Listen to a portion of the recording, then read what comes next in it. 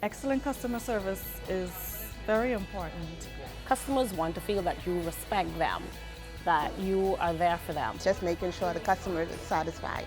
I like the fact that I can communicate personally, not just over the phone. At the end of the day, they know that they have that one person they can actually call on. You want to treat that person how you would want to be treated. We work 7 days a week, 365 days of the year. I try to make every experience a wow experience for the customer.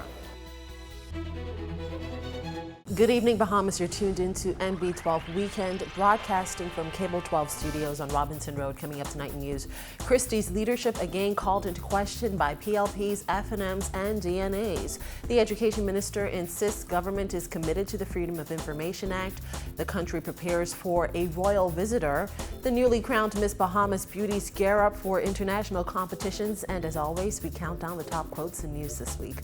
I'm Paige McCartney. We've got those stories and more straight ahead on NB12 Weekend.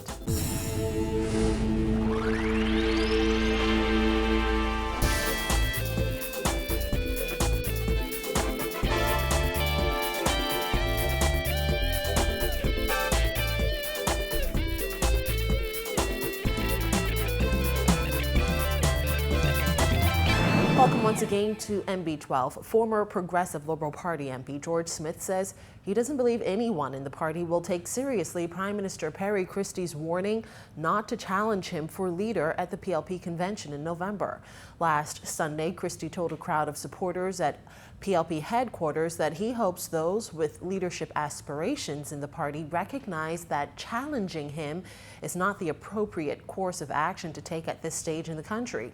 Well, Smith told NB12 he disagrees. Mr. Christie is endowed with more ability than other people in the organization would have. And we have some people inside who are members of the Progressive Liberal Party who presently are not members of the House of Assembly, who I have no doubt will rise to the fore at one point or the other when we will come out of a convention with a new leader. I don't know who's going to challenge Mr. Christie at this convention. Whoever does, I would encourage them to lay out a program, as Mr. Christie has to, before he goes to convention, how he intend to reshape the party, how he intend to reposition the party, and my advice would be that he should reposition the party more in tune with the core values of the Progressive Liberal Party. Last week, former PLP MP Phil Galana said there are some PLP MPs that should not be renominated. Smith agrees and says there are some within the Christie camp that are giving him bad advice and need to be removed. A leader can paint a tremendous picture of what he would like to do, what he would like his government to do, but the team that surrounds him, the team that is called the cabinet, each and every one of them have an equal share because of the system of responsible government, a system of collective responsibility. And in many cases, he has failed. He's been failed by those people for their not doing the job as competently as he, when he appointed them, had every right to expect them to perform. Among those that Smith believes should be axed are Mike Hall MP V. Alfred Gray, whom Smith says has embarrassed the party on so many occasions, South Andros MP Picewell Forbes, Minister of Health Dr. Perry Gomez, Minister of Youth, Sports and Culture Dr. Danny Johnson, Bamboo Town MP Renward Wells, Exuma MP Anthony Moss, and South Beach MP Cleola Hamilton. Smith, who said this is not his complete list, added that the problem with Christie is that he's not a strong enough leader to fire them. And that is what he sometimes failed in his compassion, in his sense of wanting not to give up on anybody. He permits people to make the same foolish mistakes time and time again, and he don't deal with them harshly. But the job of being Prime Minister requires your having to do that from time to time, and he doesn't do that.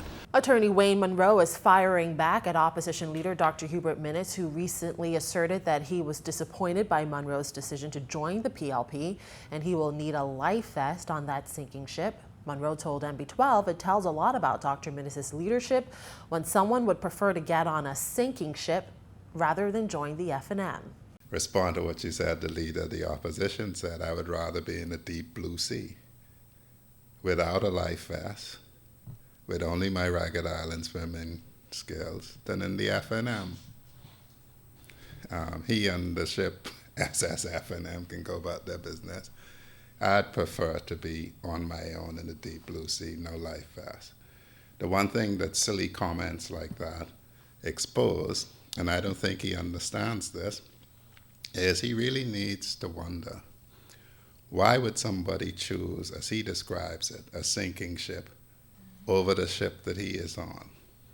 The only reason would be that the ship he is on has already sunk.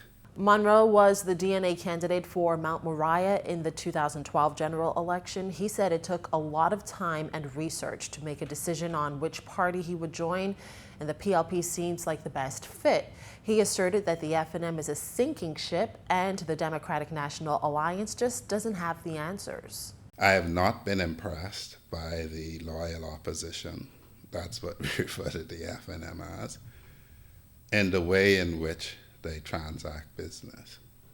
And one of the clearest examples to me was when the leader of the opposition came out criticizing BEC, and one of the reporters, I cannot remember which, asked him what was his plan, and he did not have one to articulate.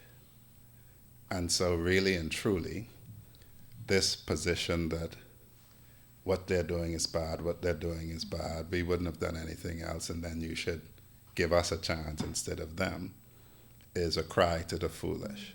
Though he joined the PLP, Monroe said that doesn't mean he agrees with every decision the government makes. And so at this juncture, philosophically, I believe in independence. Philosophically, I believe that Bahamians are as good as anybody else. I saw that when I went to the UK for education. And philosophically, I can't abide anyone who tears down the virtue and value of Bahamians, as if somehow people are qualitatively better than us. That is what I see in the FNM, and that's why they're not really an option and never have been. Well, prompted by Prime Minister Perry Christie's decision to run again for PLP leader, DNA leader Granville McCartney has renewed calls for term limits for prime ministers. He said Christie, who has been in politics for more than 40 years, has reached his limit as prime minister, and it's time for someone else to take the reins. He asserted that Christie's decision to run again is selfish. We need to move forward in this country. Our country is a complete mess. And when Mr. Christie said that he was going to go again,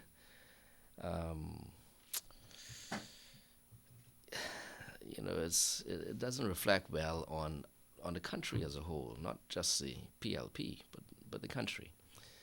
Over the since our independence, we've only had three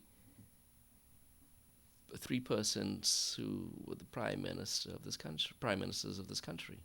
Three over the last 43 plus years. And all emanated from the PLP. So Lyndon Pinlin, Hubert Ingram, and Perry Christie. McCartney said the next prime minister should only be allowed to serve in that position for 2 terms. For Mr. Christie, you ought to know when your time is up. This is very reminiscent of when Sir Lyndon Pinlin's time was up, and he thought he would go again. Same thing with Mr. Hubert Ingram, who also said he would only do 2 terms, but try to go for 4. When your time is up, your time is up. Mr. Christie's time is up. The PLP will not win the next election. And from the crime beat, police were called to the scene of another murder today, this time in the Pinewood Gardens area. It continued a trend of violence in the capital, pushing the number of people killed violently this year to 112. Here's Simone Davis with details. Police say shortly after 9:30 a.m. they received reports of gunshots being fired in the Nassau Village area, where a young man was shot to his death after leaving the barber. Police also received information that the suspects drove off in a blue Hyundai. Officers responded to the scene where they met a male lying on the ground, suffering from gunshots to the body.